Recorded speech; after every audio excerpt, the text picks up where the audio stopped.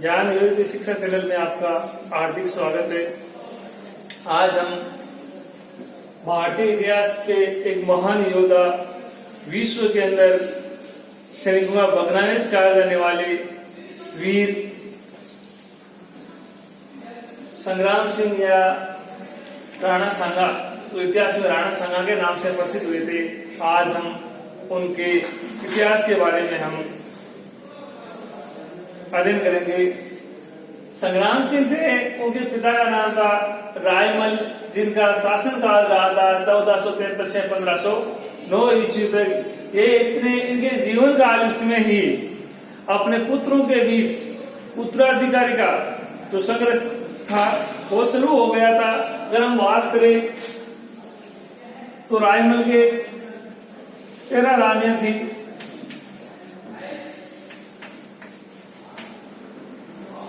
रायमल की 11 रानियां थी और जिनके 13 पुत्र थे और 2 पुत्रियां थी। तो उत्तराधिकारी के युद्ध के समय 13 पुत्र होने के कारण सत्ता के लिए संघर्ष शुरू हो गया।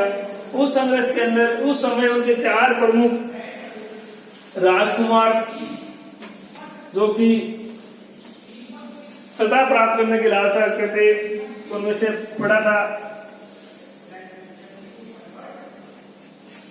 पृथ्वीराज, जिसे उन्नाना राजकुमार भी कहा जाता है। जयमल था,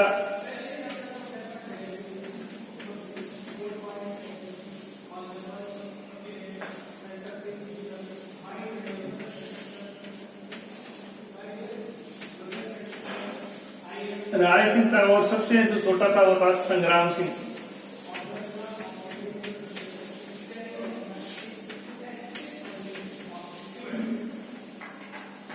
इनमें से जो सबसे प्रमुख जो राजकुमार था, तो मेवाड़ का उत्तराधिकारी की सबसे ज्यादा संभावना थी, वो थी पृथ्वीराज की। और इनके बीच में पिता के शासनकाल में ही एक बार उन्होंने सोचा कि हमें से राजा कौन बनेगा। तो एक ज्योतिषी के पास गए और अपनी कुंडलियां दिखाई। उस ज्योतिषी ने कहा कि मुझे तो राजयोग संग्राम सिंह के ही पक्ष में लगता है। और चारों भाइयों के बीच के अंदर संघर्ष होता है। किसी प्रकार सारंगदेव के समझाने के बाद इनके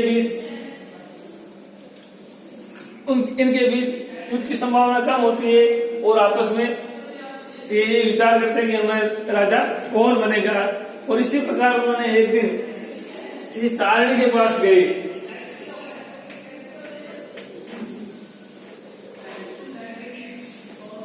और उसको चारणी की भविष्यवक्ता थी। उन्होंने देखकर सबकी देखा और ये तो बाहर घर का काम कार्य करने के लिए बाहर गई होती। जब आए तो सबसे जो ऊंची जो बैठक थी उस पर पृथ्वीराज बैठ गया। जयमल और राय सिंह उससे छोटे से आसन बने हुए थे, वहां पर बैठ गए। और पास में ही जो शेर की खाल पड़ी थी, स्थान न मिलने पर संग्राम सिंह ने उस खाल को बिछाकर वहां पर बैठ गए। और जब तारणी आई तो उनको देखा, तो देखते ही उन्होंने बोला किस कार्य के लिए आए हो? तो उन्होंने कहा हम ये जानना चाहते हैं कि हमें से कौन मेवाड़ का शासक बनेगा। तो उन्होंने देखते कह दिया कि मुझे तो संग्राम सिंह ही मेवाड़ का शासक बनेंगे। इन चारों भाइयों के बीच में संघर्ष होता है और पृथ्वीराज द्वारा संग्राम सिंह को मारने का प्रयास करता है। और इस युद्ध में संग्राम सिंह की एक आंख चली जाती है और सारंगदेव के समझाने के कारण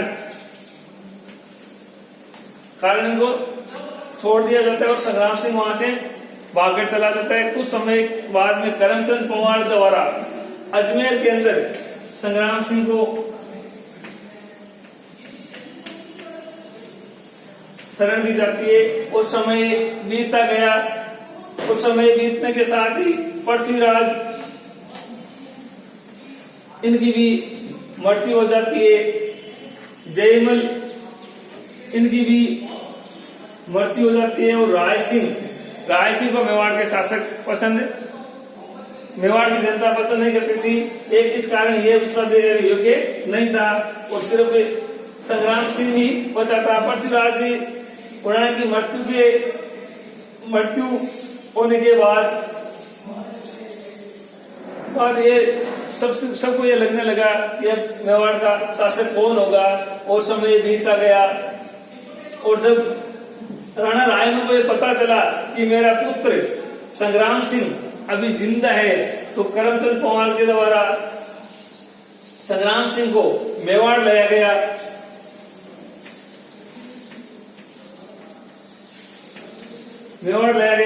और मेवाड़ का शासक बनाया गया।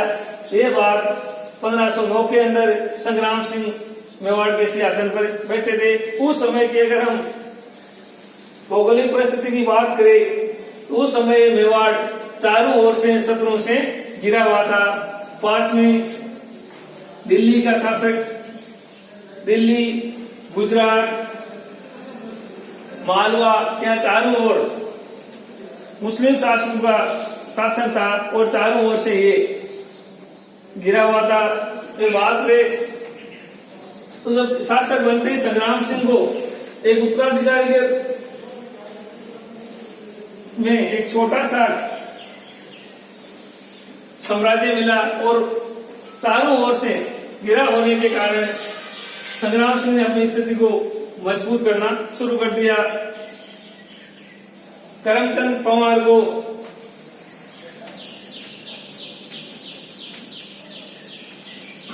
अजमेर, पर्वतसर आदि जागीरें दी गई और अपनी सीमाओं को मजबूत करने का प्रयास किया गया। और धीरे धीरे उन्हें अपनी सीमाओं का विस्तार शुरू कर दिया। मगर पास में ही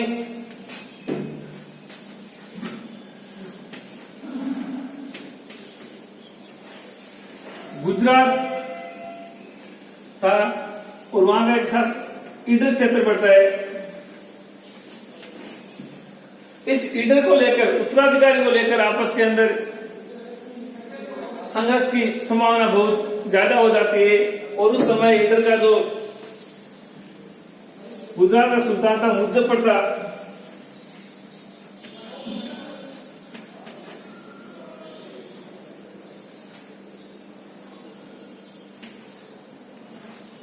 वो संग्राम सिंह ये चाहता था इधर का शासक रायमल बने।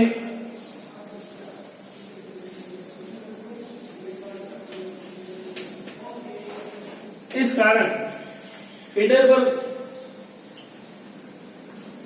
पर राणा सांगा अपनी विशाल सेना भेज देता है, और सेना भेजने के कारण इधर पर राणा सांगा का अधिकार हो जाता है। इस प्रकार 3 बार राणा सांगा के द्वारा इधर पर आक्रमण किया गया था, और अंत में जाकर मुजफ्फर को वहां से हटना पड़ा। और ये घटना 1520 ईस्वी के, और इधर को राणा सांगा ने अपने साम्राज्य में मिला लिया गया था। अब जो अगला जो महाराणा सांगा का जो ध्यान है वो मालवा की ओर जाता है। मालवा का उस समय सुल्तान था महमूद खिलजी द्वितीय।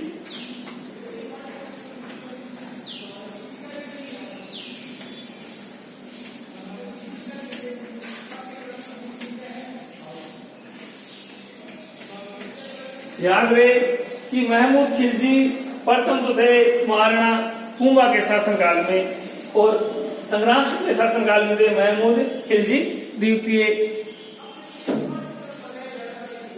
यह मेदिनी राव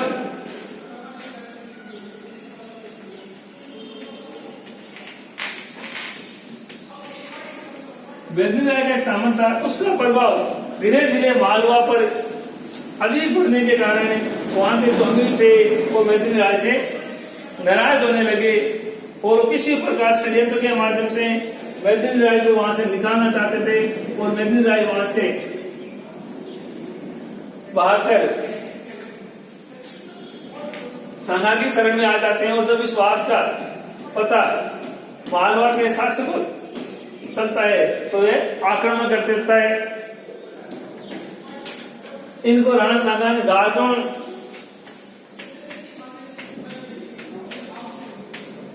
गागनों दुर्ग इनको दागिज में दे देते हैं और मालवा का शासक महमूद खिलजी में विशाल सेना लेकर गागनों पर आक्रमण करता है और इस युद्ध में के अंदर मैदिन राय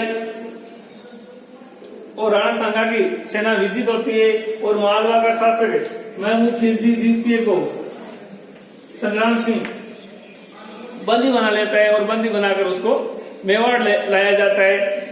और मेवाड़ लाने के बाद में कुछ इतिहासकार कह रहे हैं कि सुबह के समय जब राणा सांगा जेल की ओर से जाते हैं तब वो उस गुलदस्ता भेंट करते हैं महमूद खिलजी को, तो महमूद खिलजी ये मना कर देता है कि उपहार बराबर वालों से लिया जाता है। इस बात से राणा सांगा बहुत प्रभावित होते हैं और महमूद खिलजी को वहां से जेल से रिहा कर देते हैं। उसके उपलक्ष्य में ये कटार नहीं कमर बेल्ट और एक सोने का मुकुट भेंट करता है। और कुछ इतिहासकार महमूद खिलजी को यहाँ से रिहा करने के लिए राणा सांगा की बहुत प्रशंसा करते हैं, मगर इतिहासकार ये कहते हैं कि जब महाराणा कुमार ने भी महमूद खिलजी को नहीं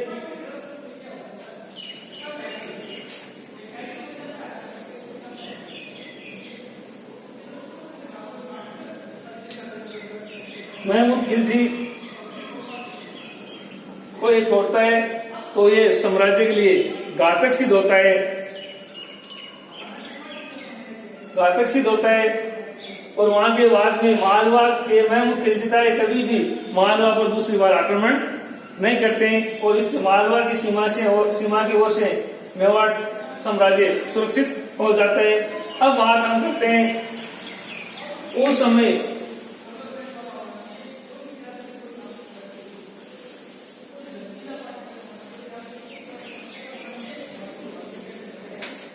तो दिल्ली का सुल्तान था वो था इब्राहिम लोदी।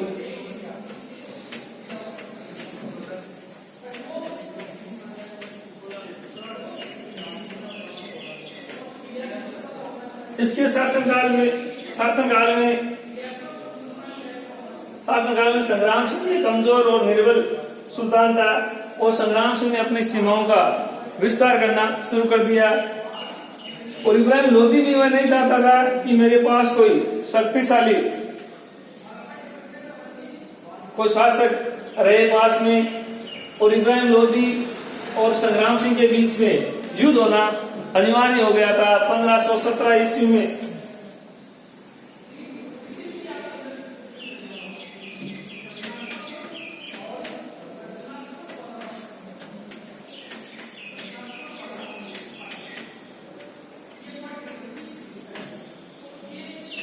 खातोली के पास इब्राहिम लोदी और संग्राम सिंह की सेना के बीच में युद्ध होता है। इस युद्ध के अंदर इब्राहिम लोदी की पराजय होती है। और आप ध्यान रखिए जो उस समय जो खातोली है तो वर्तमान में कोटा जिले के अंदर आती है। उस समय के अंदर कई पुस्तकों में हमें बूंदी मिलता है, मगर कोटा को 1631 के अंदर अलग से रियासत बूंदी से अलग करके और 1631 में कोटा को एक स्वतंत्र रियासत बना दी जाती है। और उस समय का प्रश्न पूछे कि खातोलाई किस रियासत में आती थी तो वो था बूंदी, और वर्तमान में जो खातोली है वो कोटा रियासत के अंदर कोटा जिले के अंदर आती है। और उसके बाद में 1518 ईस्वी में बांडी धौलपुर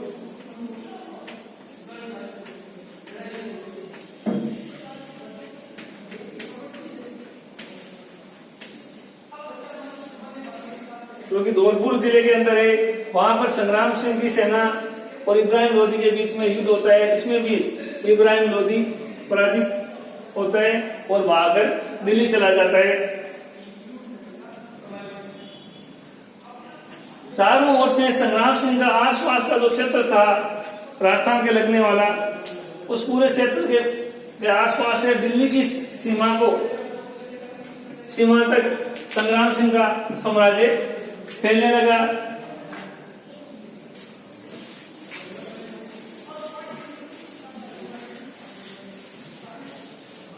उधर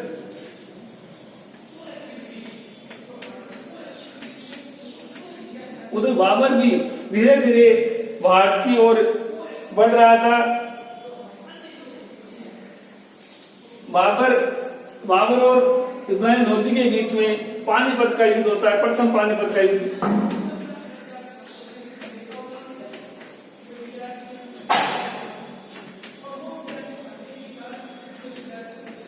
21 अप्रैल 1526 में। इससे पहले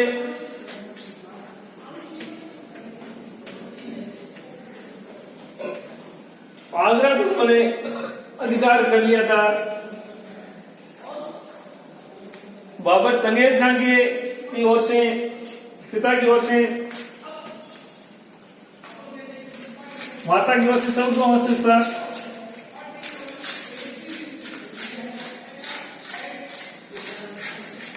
और बाबर ने पानीपत की युद्ध में तुलगामा युद्ध पद्धति के माध्यम से इब्राहिम लोदी को बुरी तरह से पराजित कर दिया था। और इब्राहिम लोदी इस युद्ध में लड़ता हुआ वीरगति को प्राप्त हो जाता है। और उसके बाद में बाबर का जो पूरा ध्यान है वो भारत की सत्ता प्राप्त करने की ओर हो जाता है। भारत के अंदर मुगल साम्राज्य की स्थापना 1526 में हो जाती है। और बाबर और राणा सांगा के बीच में युद्ध होना अनिवार्य हो जाता है। बाबर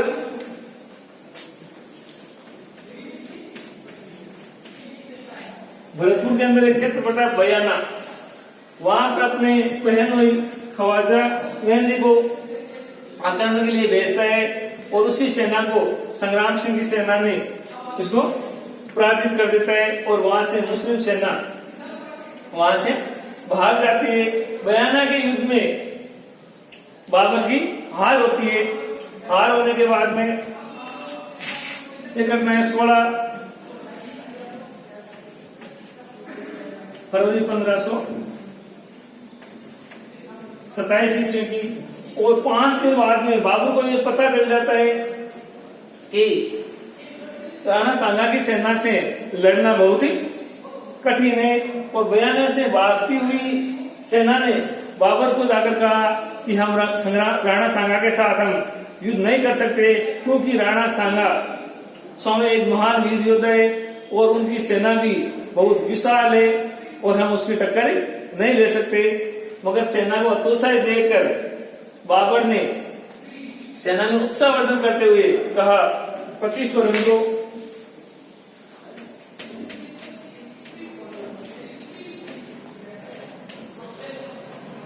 ताकि आज से मैं शराब पीना छोड़ दूंगा। आप मेरे शराब पीने से बहुत ज्यादा परेशान रहते हो। और जो सोने और चांदी के जो कीमती बर्तन थे उनको तुड़वा कर गरीबों में बांट देते हैं। और ये सैनिकों कहता है कि आप अगर जीवन और मरने का एक संदेश देते हो कहा कि मृत्यु तो संसार के अंदर निश्चित है, अगर हम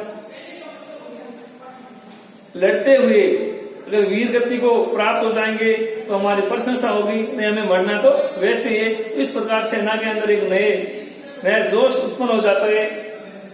और उधर धीरे धीरे बाबर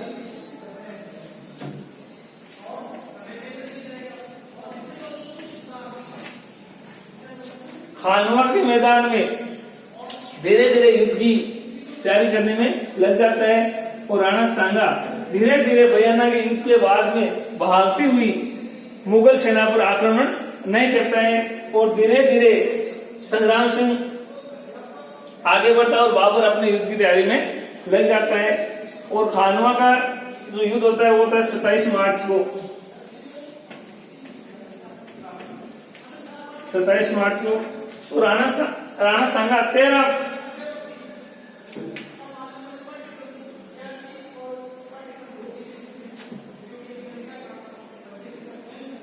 सॉरी 17 मार्च से 13 मार्च को राणा सांगा अपनी विशाल सेना लेकर खानवा के मैदान में आ जाता है और राणा सांगा को सिर्फ 4 दिन का ही समय मिलता है तैयारी करने के लिए। और इस युद्ध में बाबर तकनीकी का प्रयोग करते हुए अपनी पुलगामा युद्ध पद्धति उसके माध्यम से उसने सेना को चारों ओर से घेरने का वो प्रयास करते हैं। मैं आपको बता देता हूँ राणा सांगा की ओर से लड़ने वाले 7 उच्च कोटि के राजा नो रावल,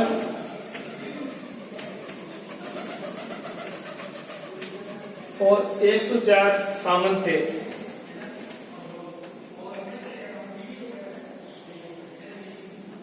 ये बात कर्नल जेम्स टोड कहता है। और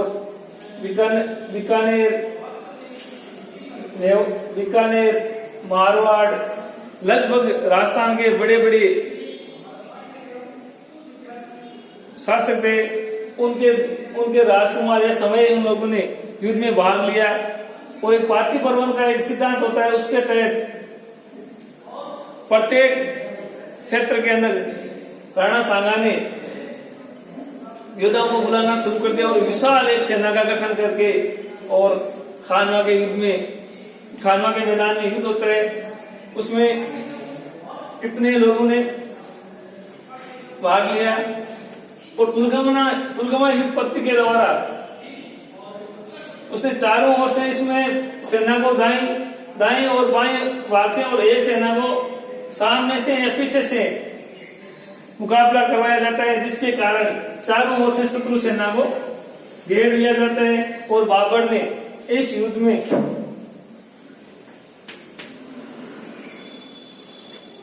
तोपों का भी प्रयोग करता है और चारों ओर से संग्राम सिंह की सेना को घेरने का ये प्रयास करते हैं।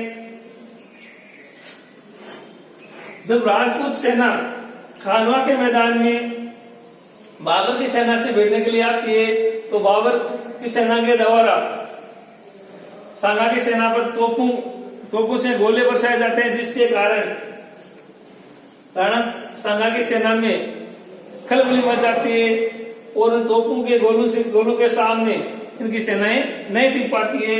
ये 17 मार्च को युद्ध 9:30 के आसपास ये युद्ध शुरू हुआ और 5:30 बजे तक ये युद्ध समाप्त हो जाता है। इस युद्ध में राणा सांगा घायल हो जाता है।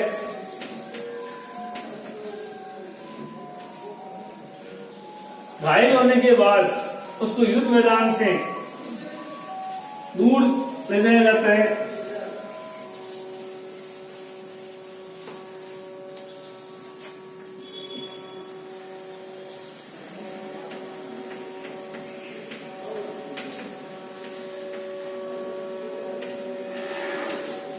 झाला अज्जा को राजमुकुट बना दिया जाता है और जब सांगा की सेना में ये बात फैल जाती है कि राणा सांगा को युद्ध मैदान से किसी दूसरे स्थान पर ले जाया गया है तो सेना का जो हौसला है वो कमजोर हो जाता है और लास्ट तक बाबर इस युद्ध में विजय हो जाता है और राणा सांगा को घायल अवस्था में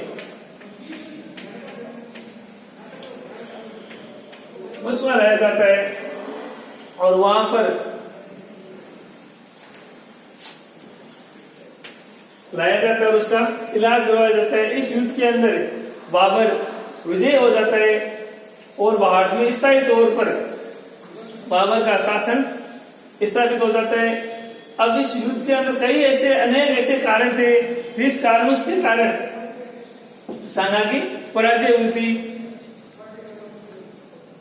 बाबरनामा में कहा गया था कि राणा सांगा ने अपने तलवार और अपने शौर्य के कारण कोई ऐसा भारत के अंदर कोई शासक नहीं था जो राणा सांगा से सीधी टक्कर ले सकते। और दूसरी बात, राणा सांगा की जो सेना थी उसमें अनुशासन की कमी थी। और तीसरा हार का प्रमुख ये कारण था कि सांगा के पास आधुनिक तकनीकी नहीं थी और बाबर के गोला और बारूदों के सामने राजपूत सेनाएं टिक नहीं पाई। और इस कारण भी राणा सांगा की पराजय राणा सांगा के द्वारा भी कुछ भूलें की गई थी। बयाना युद्ध के बाद में भागती हुई मुगल सेना पर आक्रमण नहीं किया गया था। इस कारण भी इसको हार का सामना करना पड़ा। भारतीय इतिहास के अंदर राणा सांगा एकमात्र ऐसे शासक थे जिन्होंने अपनी वीरता के कारण दिल्ली के सुल्तान को भी पराजित कर दिया था। और फिर राणा सांगा को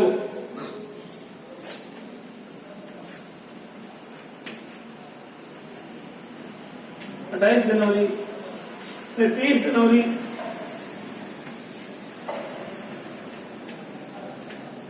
1528 ईस्वी को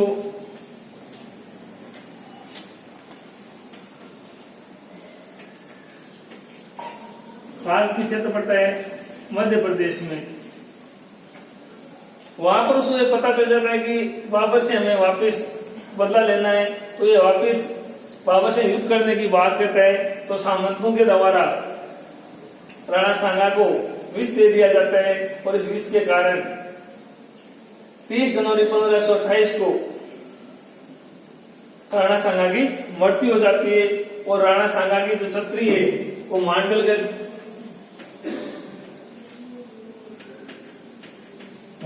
में उनकी छत्री बनाई गई है और उनका अंतिम जो संस्कार है वो मांडलगढ़ में ही किया गया था। और ये था राणा सांगा का इतिहास।